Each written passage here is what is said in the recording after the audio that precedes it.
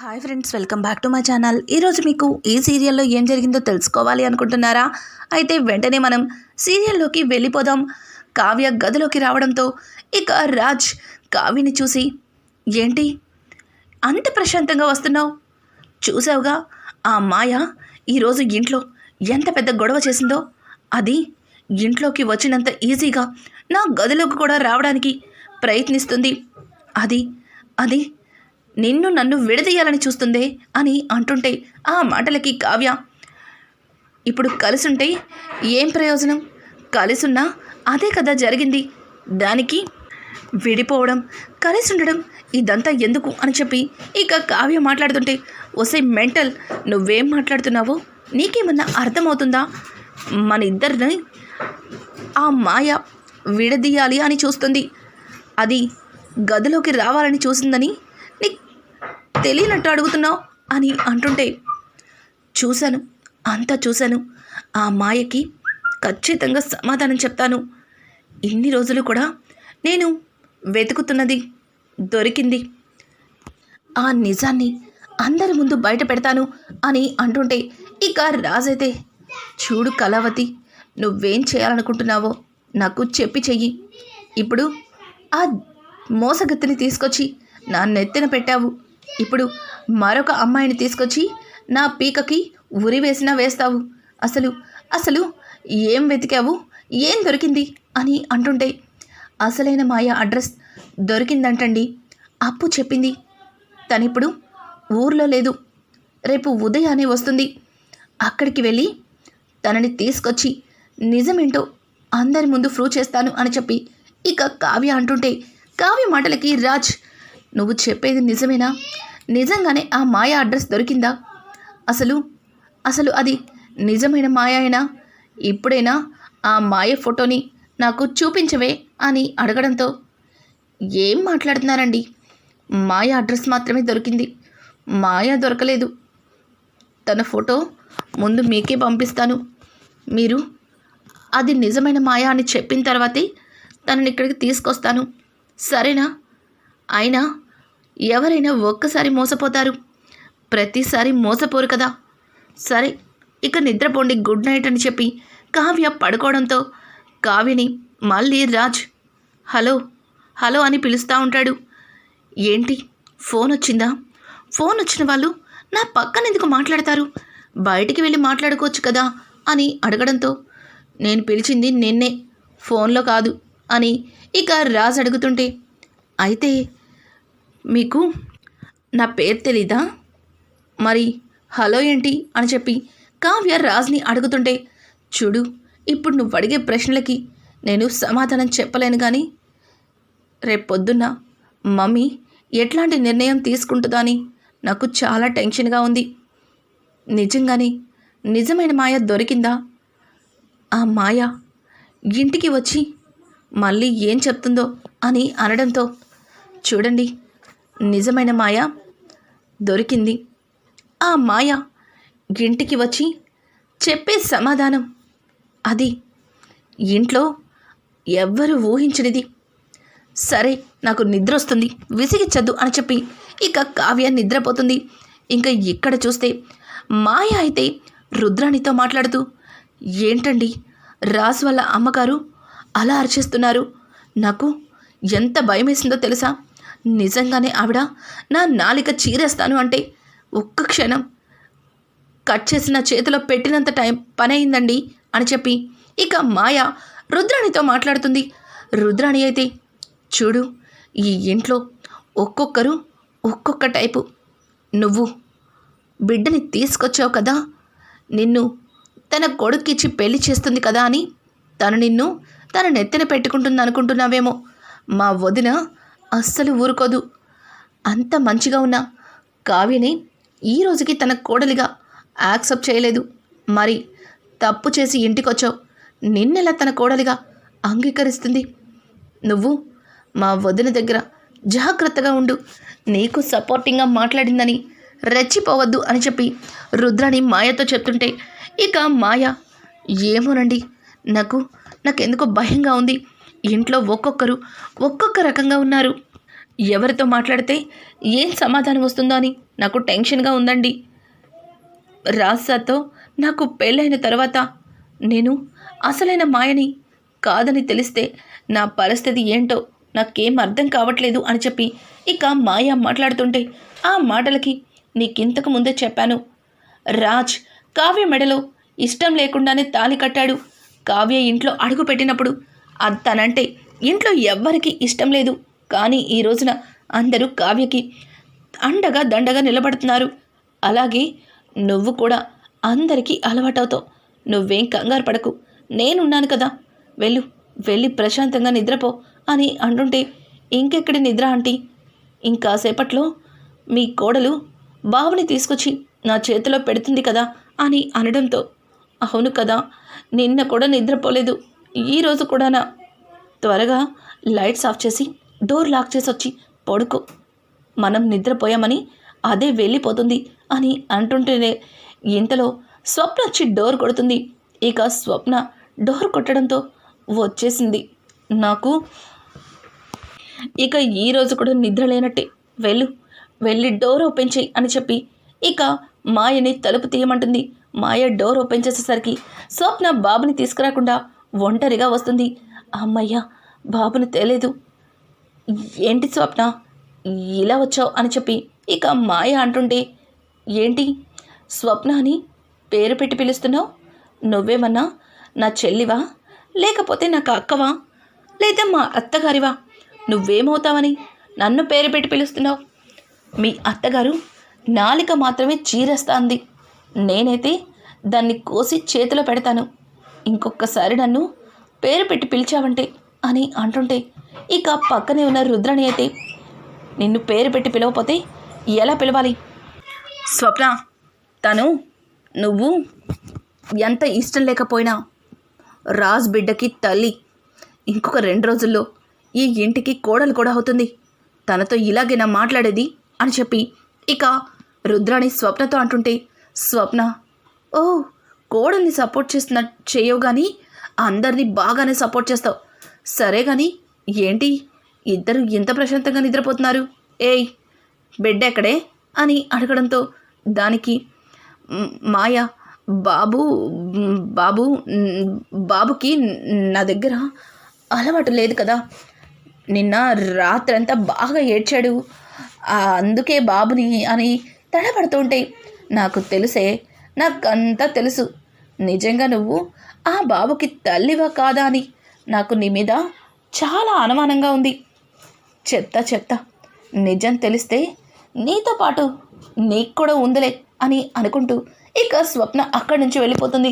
స్వప్న అన్న మాటలకి మాయ, ఏంటంటీ నీ కోడలు అలా మాట్లాడుతుంది, నిజం తెలిస్తే ఏం చేస్తుందో ఏంటో అని అంటుంటే ఆ మాటలకి రుద్రాణి అయితే నిజమే, దానికి కనుక ఇదంతా చేస్తుంది నేనే అని తెలిస్తే నన్ను కాట ఆడుకుంటుంది, ఇది ఎలా అయినా సరే దానికి మాత్రం తెలియకూడదు అని చెప్పి రుద్రాణి తనలో తను కాస్త టెన్షన్ పడుతుంది. ఇక ఇది ఇలా ఉండగా ఉదయాన్నే నిద్రనిచ్చిన వెంటనే ఇంట్లో అందరూ కూడా ఎవరి పనుల్లో వాళ్ళు మునిగిపోతారు. ఇంకా అపర్ణదేవి అయితే పంతులు గారికి ఫోన్ చేస్తుంది. పంతులు గారండి, మీకు నిన్ననే చెప్పాను కదా ఉదయాన్నే రమ్మని చెప్పి, ఇంతవరకు రాలేదు అని అంటుంటే అమ్మా నేను ఇక్కడే గేటు బయటే ఉన్నానమ్మా, వస్తున్నాను అని చెప్పి పంతులు గారైతే లోపలికైతే వస్తారు. ఇక పంతులు గారిని చూసిన అపర్ణ కూర్చోపెట్టి ఆయనకి చెప్పానుగా మీకు 2 జాతకాల్ని కూడా వాట్సాప్ చేశాను కదా, వాళ్ళిద్దరి జాతకాల్ని చూసారా అని అనడంతో చూశానమ్మా, అమ్మాయి జాతకంలో అని అంటుంటే అమ్మాయిది జాతకం లేదు, పేరుని పట్టించి జాతకం చూడమని చెప్పాను కదా అని అంటుంటే అది కాదమ్మా, అమ్మాయి పేరు కూడా అది అని ఏదో తడబడుతుంటే ఇంతలో మాయ వచ్చి పంతులు గారిని చూస్తూ ఉంటుంది. రుద్రానికి మొత్తం అర్థమయ్యి ఇక మాయతో మీ ఇద్దరి పెళ్లి ముహూర్తం పెట్టించడానికి మా వదిన పంతులు గారిని పిలిపించింది, నీ పేరు ఫలాన్ని పట్టించి జాతకం రాయమంది, పంతులేంటో తడబడుతున్నాడు అని అంటుంటే ఇక మాయ ముందుకు వచ్చి ఆంటీ నా పేరు ఫలంతో ఎందుకంటీ నా జాతకం ఉంది, నేను ఇప్పుడే ఇస్తాను మీకు అని చెప్పి ఇక మాయ లోపలికి వెళ్ళి తన జాతకాన్ని తీసుకొచ్చి ఇక పంతులు గారి చేతికి ఇస్తుంది. పంతులు గారండి, అమ్మాయి జాతకం కూడా వచ్చింది కదా, ఇద్దరి జాతకాల్ని పట్టించి మంచి ముహూర్తాన్ని పెట్టండి, అది కూడా ఎక్కువ రోజులు కాదు, త్వరగానే జాతకాన్ని రాయండి, త్వరగా వాళ్ళిద్దరి పేరు ఫలాన్ని పట్టించి మంచి ముహూర్తాన్ని పెట్టండి అని అడగడంతో ఇక పంతులు గారు చూసి, అమ్మా, దగ్గరలో వీళ్ళిద్దరి పేరు ఫలాన్ని పట్టించి ఒక్క ముహూర్తం కూడా లేదు, 2 రోజుల్లో అతి కష్టం మీద ఒకే ఒక్క ముహూర్తం మాత్రమే ఉంది, ఇది పోతే ఇక సంవత్సరం వరకు ఒక్క ముహూర్తం కూడా లేదమ్మా అని చెప్పడంతో ఆ మాట విన్న అపర్ణ, ఇంకెందుకు ఆలస్యం, ఆ ముహూర్తాన్ని ఖాయం చేయండి, గుడిలోనే వాళ్ళిద్దరికీ పెళ్లి జరిపించాలి అని చెప్పి అపర్ణ చెప్పడంతో అపర్ణ మాటలకి ఇక ఇంట్లో అందరూ కూడా ఆశ్చర్యపోతారు. మాయా రుద్రాణి తెగ సంబరపడిపోతారు. ఇంకా రాజ్ అపర్ణని, మమ్మీ ఒక్కసారి నేను చెప్పేది వినండి అని అంటుంటే, చూడు రాజ్, నువ్వు ఏ రోజైతే బిడ్డని ఎత్తుకొని ఈ ఇంట్లో అడుగుపెట్టావో ఆ రోజే నువ్వు మాట్లాడేదానికి అవకాశాన్ని కోల్పోయావు. ఇక నీ మాటలు వినే స్టేజ్లో నేను లేను. పంతులు గారండి, మీరు ముహూర్తాన్ని పెట్టండి అని అంటుంటే అక్కడే ఉన్న ఇంద్రాదేవి అయితే, అపర్ణ, నువ్వు చేస్తుంది చాలా పెద్ద తప్పు. కావ్యకి అన్యాయం చేసి ఇంకొక ఆడదాంతో నీ కొడుక్కి పెళ్లి జరిపించాలని చూస్తూ నేను ఊరుకోను అని చెప్తుంటే, అత్తయ్య, కావ్య మెడలో తాళి కట్టినప్పుడు నిజంగా ఆ పెళ్ళి నాకు అసలు ఇష్టమే లేదు. నాకే కాదు, రాజుకి కూడా ఇష్టం లేదు.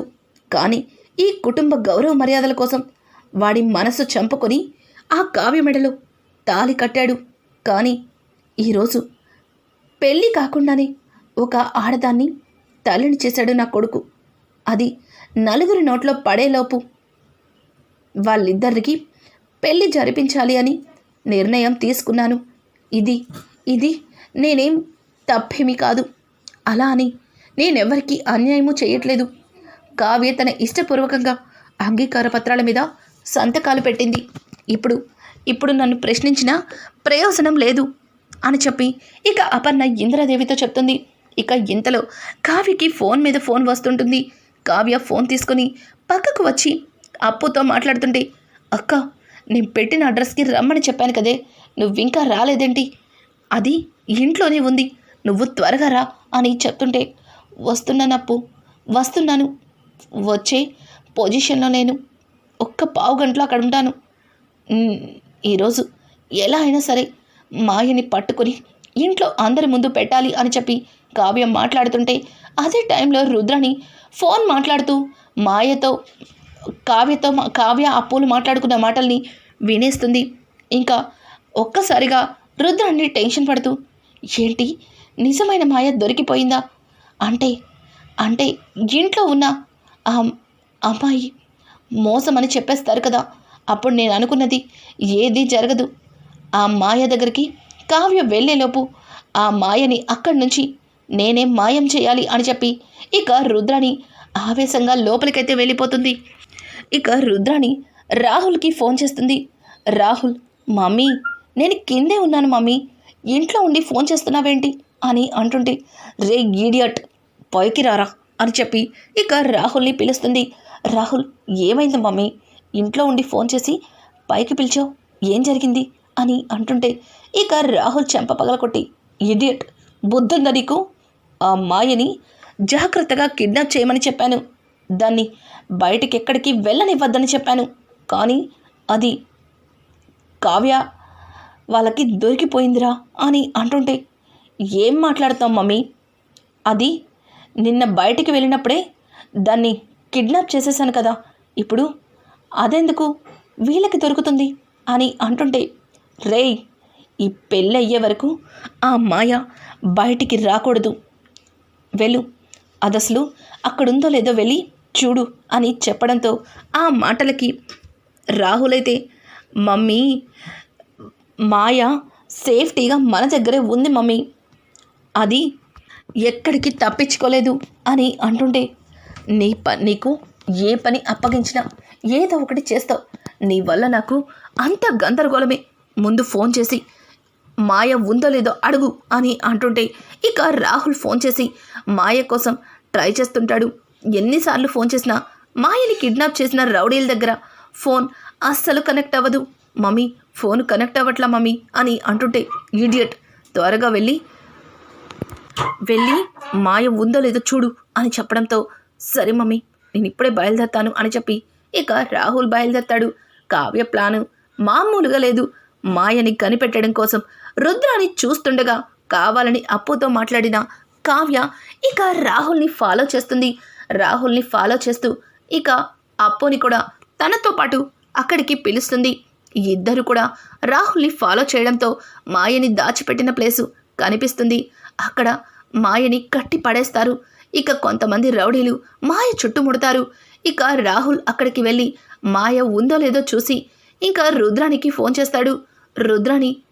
రుద్రాని ఏంట్రా మాయ ఉందా లేదా అని అడగడంతో మమ్మీ నేను చెప్తున్న మాట విన్నావు కాదు, ఇదిగో మాయ చాలా సేఫ్టీగా ఇక్కడే ఉంది, కావాలంటే వీడియో కాల్ చేసుకొని చూసుకో అని చెప్పి ఇక రాహుల్ మాట్లాడడంతో ఏంటి మాయ అక్కడే ఉందా, మరి కావ్య ఎందుకు మాయని పట్టుకో నేను వచ్చేస్తున్నాను అని చెప్పింది, ఎలా అయినా మాయని ఇంటికి తీసుకొస్తాను అనింది.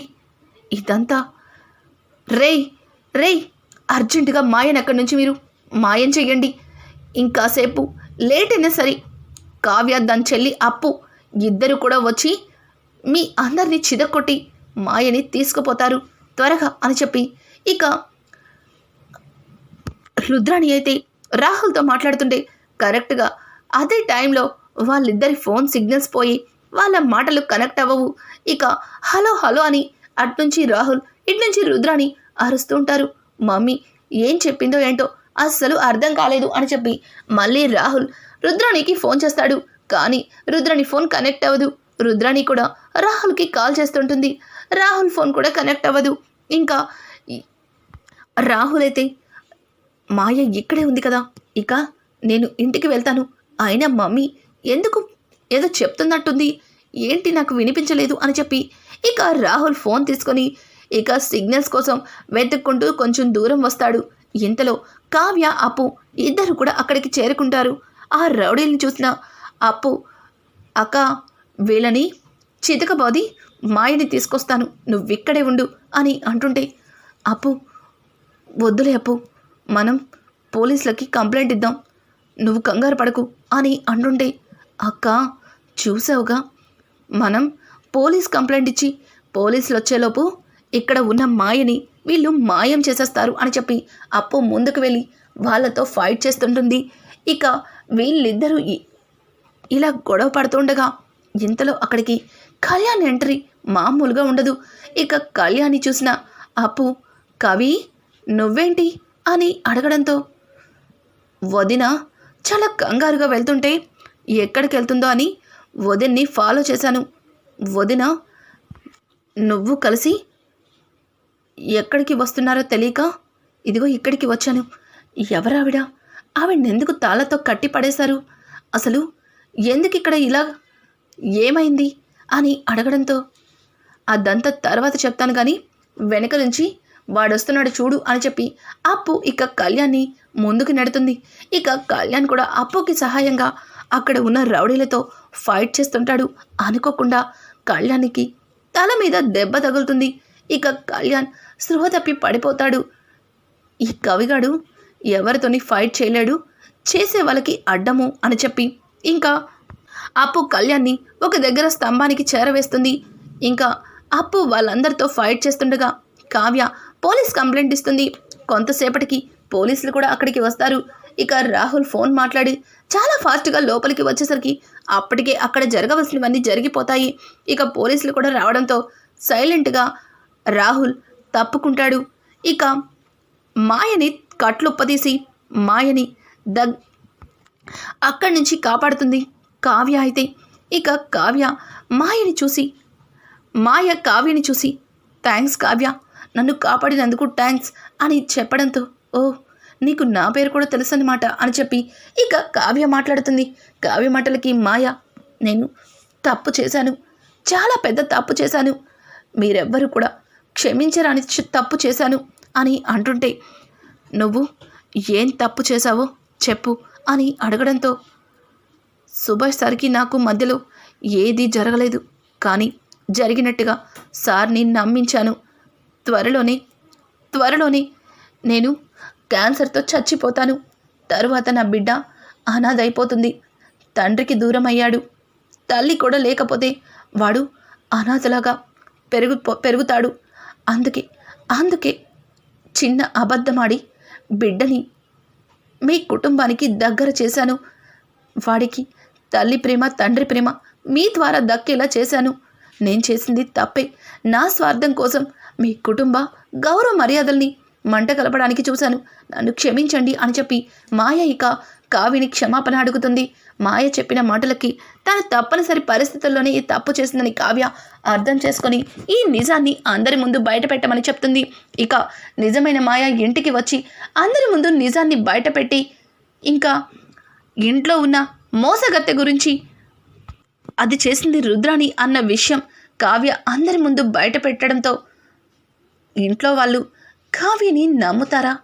అసలు కావ్య చేసింది తప్పని అసలు కావ్యని క్షమిస్తారా? ఎందుకంటే కావ్య రాకముందే ఇంట్లో రుద్రాని చేయవలసినవన్నీ చేసేస్తుంది కాబట్టి కావ్యని ఇంట్లో ఎవ్వరు కూడా నమ్మరు. ఇక కావ్య తాను చెప్పింది నిజమని ఇంట్లో వాళ్ళని ఎలా నమ్మిస్తుంది?